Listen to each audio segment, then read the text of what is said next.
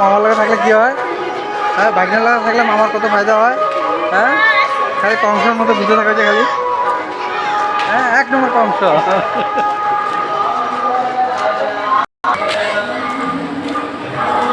দুপুরে খাওয়ার বসা বসা লাইন আছে কোনো, আমার লাইন দেখবা। হ্যাঁ।